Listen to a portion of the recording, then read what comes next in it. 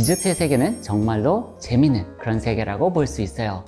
보는 것도 즐겁고 먹는 것도 즐겁고 그리고 심지어 만들어 볼 수 있다면 그것만큼 재미있는 세계가 없겠죠. 그럼 제가 이런 재미있는 디저트의 세계에 대해서 알려드리도록 할게요.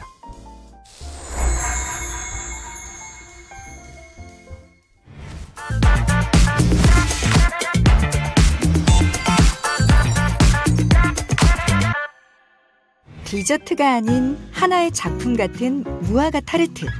누가 만들었을까요? 먹기엔 너무 아까운데.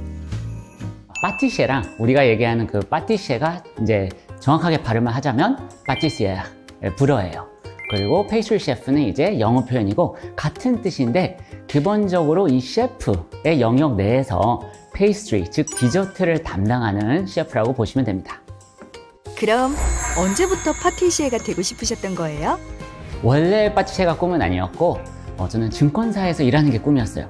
제가 항상 이제 대학 때부터 이런 F&B 비즈니스에 관심이 많았습니다. 요리를 할까?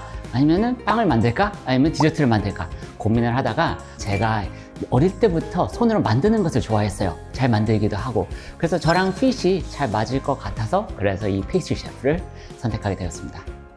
음식에 대한 사업에 관심이 많았던 조한빛 파티시에는 파티시에가 되기 전 영국에서 포장마차를 운영하기도 했었는데요. 그때는 갈비버거, 그래서 우리나라 불고기식 버거라고 생각하시면 돼요. 이제 후라이 같은 경우도 그냥 후라이만 하는 게 아니라 거기다 제육볶음과 김치 제육볶음을 얹으니까 외국분들이 당연히 좋아하셨죠. 외국분들이 은근히 또 약간 매운 것은 좋아하시는 분들이 많으셨어요. 디저트와 포장마차라니 거리가 너무 먼 음식 같죠? 하지만 당시의 경험이 남긴 것이 있습니다. 그때는 아주 가깝게 손님과 이제 1대1로 완전 이제 B2C죠. 하루에 몇백 명이 되는 다양한 손님들을 만나보았는데 그러면서 어떻게 대응해야 되는지 이런 손님도 있고 저런 손님도 있구나. 그런 걸 경험하게 돼서 도움이 많이 됐던 것 같아요. 한국으로 돌아온 후에도 음식 사업에 관심을 두면서 디저트 사업을 해보기로 결정한 조한빛 파티시에. 제과 학교에 입학했지만 곧 난관에 부딪혔습니다. 사실 그전에는 디저트를 좋아하기만 했지 만들어본 경험이 많지는 않았어요. 그냥 홈베이킹 아주 약간 정도? 그래서 처음에 제과학교를 갔을 때 고생을 좀 했죠. 다른 분들은 이미 홈베이킹 경력도 몇 년씩 있으신 그런 분들이라서 제가 좀 캐치업하는데 시간이 좀 많이 걸렸습니다. 수학과를 졸업해서 투자은행 컨설팅 회사를 거쳐 포장마차 운영을 하고 한국에 와서는 게임 회사도 다녔는데 직업을 바꿀 때마다 새로운 도전에 대한 두려움은 없으셨나요? 사실 이렇게 직종을 바꾸면서는 크게 걱정을 하지는 않았어요. 왜냐하면 과거의 경험을 잘 활용을 할 수 있으면 되겠다라는 생각을 했기 때문에 사실 누구든 그런 것 같아요. 제과학교에서 다른 학생들을 따라잡는데 특히 이것이 도움이 됐다고 하는데요. 수학을 전공한 게 직접적으로 도움이 되는 경우는 디저트를 만드는데 수학이요? 수학을 전공한 것이 디저트를 만드는데 진짜 도움이 되나요? 아주 간단한 수학적 이론들이라고 하면 예를 들어서 제가 타르트를 만든다 하면 타르트를 만들 때 띠를 만들고 베이스를 만들어야 되는데 띠를 재단을 하려면 띠의 길이가 몇 cm일까를 제가 미리 알고서 띠를 재단을 하면 훨씬 더 빠르겠죠. 동그란 틀에 딱 맞게 채워 넣는 타르트 반죽. 그럼 지름 16cm인 타르트를 만드는데 타르트 둘레를 둘러싸는 반죽은 몇 cm를 만들어야 재료를 낭비하지 않고 딱 맞게 만들 수 있을까요?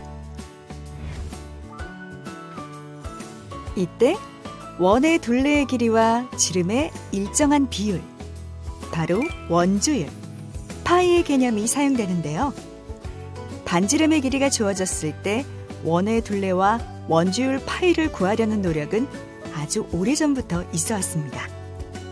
고대 그리스 수학자 아르키메데스는 반지름의 길이가 1인 원의 둘레의 길이를 계산하기 위해 원에 내접하는 정다각형과 외접하는 정다각형을 이용했습니다.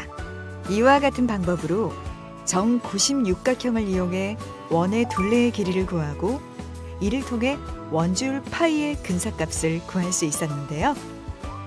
원주율은 순환하지 않는 무한소수로 이후 18세기 수학자 레오나르트 오일러가 자신의 저서에 원주율을 처음으로 파이를 이용해서 나타내기 시작했는데요.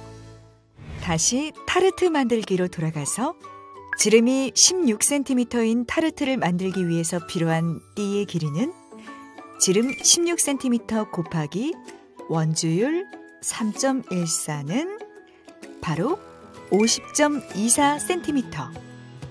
약 51cm의 길이로 타르트 띠 반죽을 만들면 되겠네요. 그런데 띠를 그냥 길게 만들어서 잘라내면 되지 않나요? 띠의 길이를 정확하게 알고 있으면 그거대로 작업을 빨리빨리 할 수 있으니까 혹시 길게 잘라서 붙였는데 너무 길다 그럼 잘라내야 되는 거고 작업의 효율에 영향이 있는 거죠. 그렇다면 베이킹을 하는데 수학적 사고가 도움이 되나요? 사실 수학적 사고력은 매우 많이 사용된다고 볼 수가 있어요. 이게 어떤 의미냐면 사실 베이킹을 할 때 가장 중요한 부분 그리고 나의 아이덴티티를 나타낼 수 있는 부분은 레시피 개발이에요. 그러면 레시피를 개발하는 과정은 사실 수학 문제를 푸는 과정이랑 거의 유사하다고 보시면 돼요. 네? 레시피 개발이랑 수학 문제 푸는 과정이랑 어떤 점이 유사한 거죠? 일단 레시피를 개발을 할 때 내가 어떤 레시피를 개발해야 될지 창의력을 발휘를 할 거 아니에요. 그런 다음에는 이 레시피로 만들었을 때 어떤 맛이 날 거다라는 거는 어떻게 보면은 추론 능력이에요. 그런 다음에 실제로 만들어 보았을 때 제가 원하는 대로 안 나오는 경우가 꽤 많아요. 좀 덜 달다거나 간이 안 맞다거나 생산을 하는 과정에 있어서 너무 복잡한다던가 난이도가 높아서 복잡하다던가 그럼 그때는 무엇을 해야 되냐? 문제를 해결해야 돼요. 그래서 이렇게 쭉 보시면 어떻게 보면은 수학 문제를 풀 때 우리가 창의력, 추리력, 그리고 문제 해결 능력 그런 사고력을 발휘하는 그런 여정이 어떻게 보면은 똑같다고 보실 수가 있어요. 그래서 저는 예전에 수학을 공부했던 그런 이제 논리적인 사고가 지금 제가 베이킹을 하고 제가 페이스트리 셰프로서 활동하는데 도움이 엄청 많이 된다고 생각합니다. 앞으로도 활동을 활발히 하실 텐데 파티시에라는 직업의 전망은 어떤가요? 우리나라 같은 경우는 지난 몇 년간 디저트 시장이 꾸준히 성장을 해왔기 때문에 그 성장세가 꺾이지 않는 한은 꾸준히 이 파티시에에 대한 수요가 있을 거라고 생각합니다. 실제로 한국 디저트 시장 규모는 2014년 이미 약 9조 원대에 육박해 현재는 10조 원대 규모의 시장으로 성장했습니다.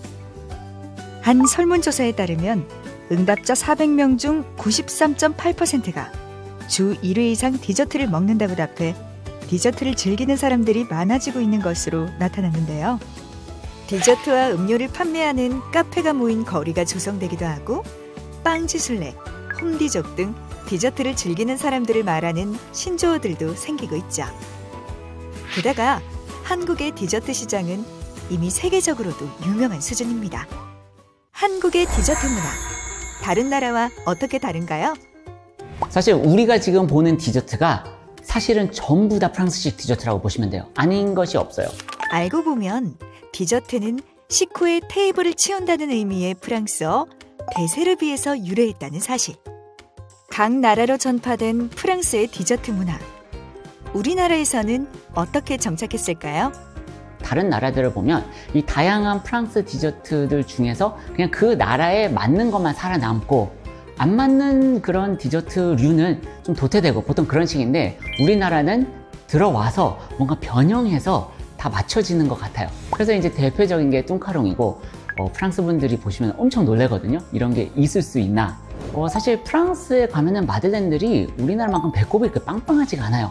하지만 우리나라에서 만드는 마들렌의 핵심은 반드시 배꼽이 엄청나게 높아야 됩니다. 그것조차도 안에 판에서 안에 크림을 넣던지 아니면 잼을 넣던지 뭔가 집어넣어요. 그래서 그런 식으로 많이 변화가 됐고 재료 같은 경우도 요즘은 쑥, 흑임자, 말차, 그렇게 뭐 유자까지 해서 우리나라의 그런 재료들을 많이 활용을 하죠. 그렇게 많이 로컬라이제이션이 이루어졌다고 볼 수 있어요. 늘 새로운 변화가 일어나는 한국의 디저트 문화 속에서 파티시에로서 앞으로 어떤 꿈이 있으신가요? 우리나라 디저트도 특히 이제 동남아 같은 곳에서는 인기가 정말 많아요. 제 배경 자체가 다른 파티시에 분들이랑은 좀 아무래도 많이 다른 편이기 때문에 그래서 우리나라식 디저트를 많이 외국에 알리는 게 저의 목표입니다. 육체 노동이 많이 필요한 파티시에. 일하면서 힘들진 않으신가요? 육체적 노동을 아주 많이 요구하는 그런 직업이기 때문에 나는 하루에 8시간 이상 서 있을 자신이 없어 하시면 사실은 시작하면 안 되는 그런 직업군이라고 보시면 돼요. 반면에 이제 장점은 내가 예쁜 것을 만들어서 그런 약간 뭔가 만들고 창조한다는 그런 기쁨이 솔직히 끊임없이 있다고 보시면 돼요. 그래서 손으로 뭔가 만들고 그런 걸 좋아하시는 분이라면 분명히 좋아할 만한 그런 직업이라고 보실 수 있어요. 다양한 직업을 거쳐 결국 하고 싶은 일을 찾아 앞으로의 미래를 그리고 있는 조한빛 파티시에는 우리에게 지금 지나치는 모든 경험이 자산이 될 거라고 말합니다. 특히 중고등학교 수학은 여러분 편하게 좀 어떻게 생각하면 즐기실 수 있으면 좋겠어요. 그리고 그게 여러분들이 나중에 어떤 직업을 택하든 전혀 관련이 없는 건 아니거든요. 수학을 절대 포기하지 마시고 직업적으로는 여러분들이 잘하시는 것을 선택하는 게 맞는 것 같아요.